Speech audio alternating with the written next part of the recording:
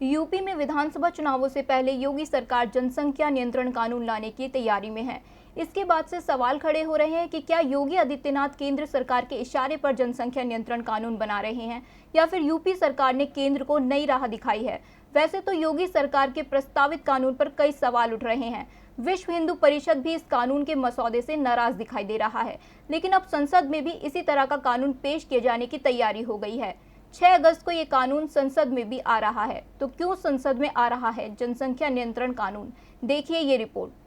UP में योगी आदित्यनाथ के जनसंख्या नियंत्रण कानून के मसौदों को वो समर्थन मिलता नहीं दिख रहा जिसकी उम्मीद बीजेपी को थी। विपक्ष की नाराजगी तो इस बिल को लेकर शुरुआत से ही है, लेकिन धार्मिक और सामाजिक संगठन भी इस कानून को लेकर नाराज दिखाई दे रहे हैं। मगर केंद्र की मोदी सरकार इस कानून को लेकर अब आगे बढ़ने की तैयारी में है। जी हाँ, केंद्र सरकार भी इसी तरह के कानून को पूरे देश में लागू करने पर विचार कर रही है।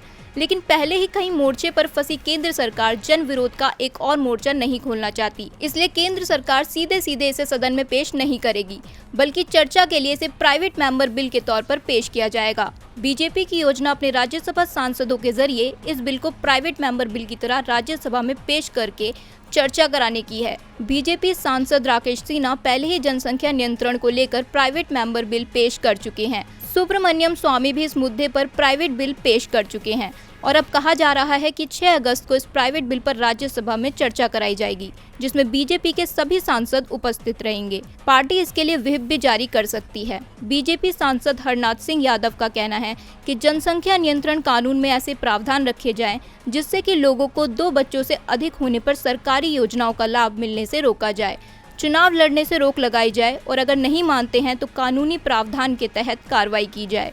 इस बिल की जरूरत राज्य स्तर पर ही नहीं बल्कि केंद्रीय स्तर पर है और यह देश के 135 करोड़ लोगों पर लागू होना चाहिए।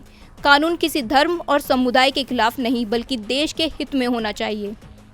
डीबी लाइव की रिपोर्ट।